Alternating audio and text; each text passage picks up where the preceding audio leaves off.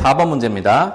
다음의 경우 효력이 소멸하는 시기를 찾으래요. 소멸하는 시기. 조건 갑니다. 자, 조건을 갖더니 뭐라고 되어 있느냐 봅시다. 상대방의 이익을 침해하는 처분을 뭐 하게 되면은 철회하게 되면, 자, 이번에 여러분 키워드는 뭐죠? 철회라는 단어예요. 알겠죠? 철회라는 단어입니다. 자, 그러면 철회로 가야 됩니다. 알겠죠? 오케이. 자, 그러면 철회로 갔을 때,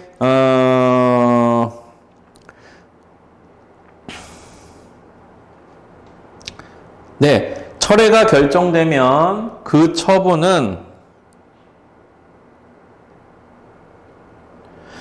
결정된 이후부터, 네, 철회 결정 이후부터 효력이 소멸되네. 그죠? 네, 결정 이후부터 소멸됩니다. 그래서 결정. 여기서 결정이라는 건 철회 결정이죠. 결정 후, 이후부터 소멸. 이렇게 적으면 되고요. 자, 요거는 소멸하는 시기를 얘기했으니까 언제 소멸하냐고. 이 처분은 언제 소멸한다 이렇게 답을 해야 될 거예요. 자, 처분 당시 근거가 된 법률이 위헌이었다면, 자, 처분 당시 법률이 위헌이었으면 이건 중대하자인데요. 맞죠? 법률이 위헌이었으면 중대하자로 가봅시다. 자, 두 번째 문단 가볼게요. 자, 두 번째 문단 가봅시다. 나오죠? 자, 넷째 줄에 가령 처분 당시 근거가 되는 법률이 위헌이었다. 그럼 뭐다? 중대하자가 있다라는 거예요. 알겠죠? 자, 중대하자가 있으면 어떻게 처리한다? 처분은 어떻게 처리한다? 처음부터 효력이 없는 것으로 처리한다. 알겠죠? 이 내용을 집어넣으면 됩니다. 처음부터 효력이 없다. 이렇게 정리를 하시면 될 것 같습니다. 이해하시죠? 네. 자, 결국 여러분 이 지문은요, 시험장에서 잘 생각하세요. 이런 지문이 나왔을 때 지문을 한번 정리해 놓은 사람과 안 해 놓은 사람의 시간 차이는 어마어마하고요. 거기다 더 정확도의 차이도 생깁니다. 그래서 상당히 시간과 정확도 면에서 우위를 점하게 되기 때문에 이런 예상 지문들 잘 한번 정리를 해두시면 좋아요. 알겠죠? 자, 됐습니다. 자, 그 다음에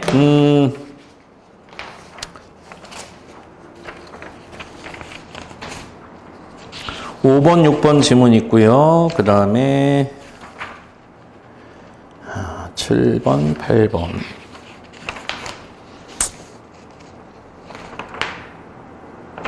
네, 이렇게 합시다.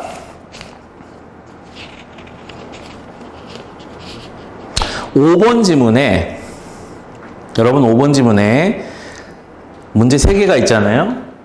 자, 봅시다. 여기서 요 문제 한번 풀어보세요. 자, 이 문제.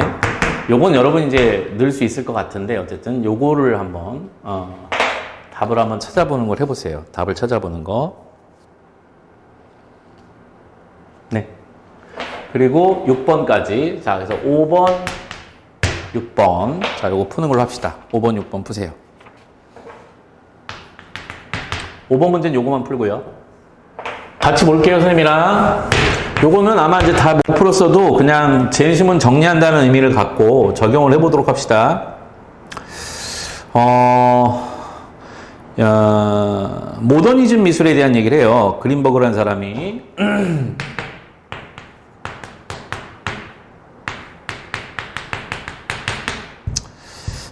그리고 이제 뭐 아방가르드 뭐 이런 얘기를 하고요.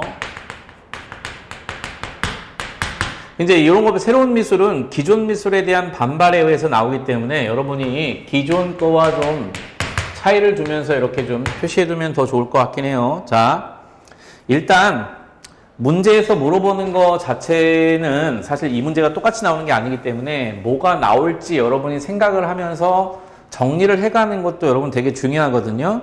자, 보시면은 선생님이 단정해서 말씀드릴게요. 자, 단정해서 말씀을 드리면, 그러니까 이제, 음악으로 따진다고 한다면, 어떠한 멜로디를 통해서 가사와 같은 메시지를 전달하잖아요.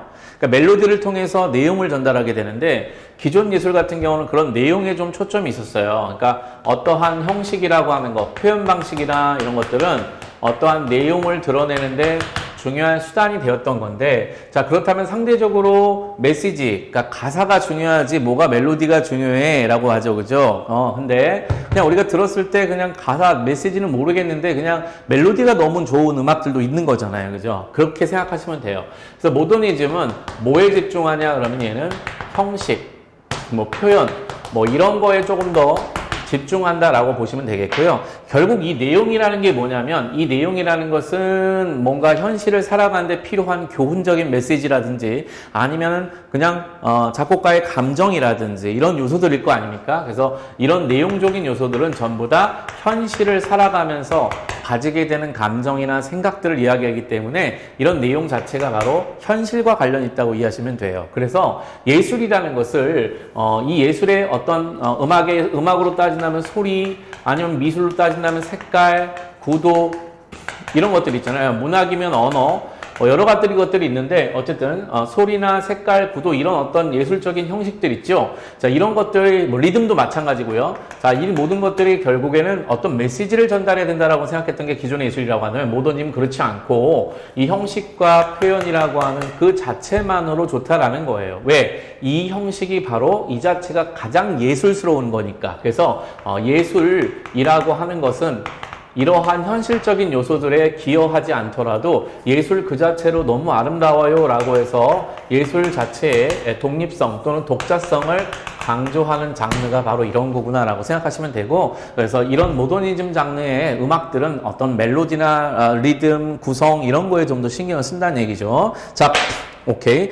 그렇게 해서 아방가르드도 같이 그렇게 접근해 가시면 됩니다. 자, 키워드들만 좀 잡아볼게요. 여러분, 두 번째 문단으로 갑니다. 자, 두 번째 문단에 위에서 하나, 둘, 셋, 넷, 다섯, 여섯.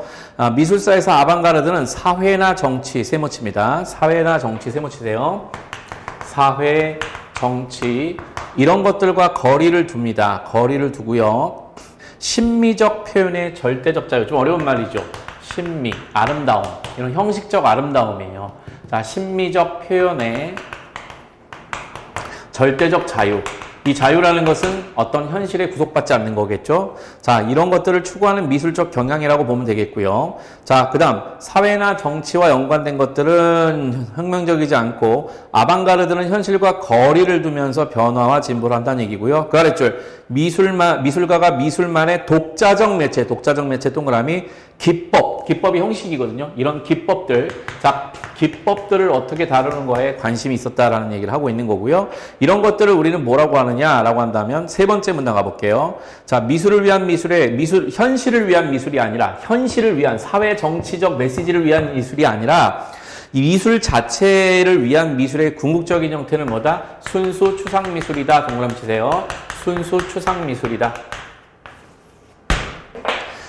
자, 오케이. 자, 이거를 좋아했다는 거야. 그래서 회화의 독자성, 독자적 효과 이런 걸 중요했고요. 회화만이 가지는 매체의 성격 이런 것들을 중시했고요. 캔버스의 네모 형태와 회화의 면의 평면성 뭐 이런 걸로 돌아가야 된다고 했어요. 자, 그래서 뭘 없애자라고 한다면 원근법이나 명암법을 없애자. 원근법, 명암법 이런 것들은 전부 다 현실에 있는 대상들을 담게 그리려고 하는 거기 때문에 현실을 표현하는 데 목적이 있는 거예요. 그러지 않고 그냥 평면, 2차원 평면이 훨씬 더 예술스러운 거야. 2차원적으로 그리는 게 좋은 거야. 라고 했던 미술인 거죠. 그쵸? 그러니까 우리가 봤을 때는 입체적이지 않겠죠.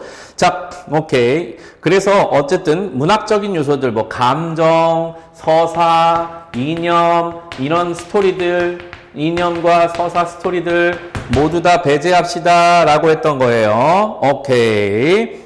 그래서 회화가 가지고 있는 매체의 성격을 극대화한다. 자, 요것이 바로 순수 추상미술이라고 얘기를 합니다. 자, 그거에 맥이다에 있는 칸트의 관점이 나옵니다. 칸트의 관점. 그래서 그 뒤에 보면 칸트는 어찌됐든 뭐라고 얘기하냐면 형식이 중요하다고 얘기를 하고요. 알겠죠? 오케이. 자, 그래서 이 형식의 바탕을 두고서 해야만 바로 순수한 미적 판단이 가능하다라고 얘기했던 게 이제 칸트 얘기예요.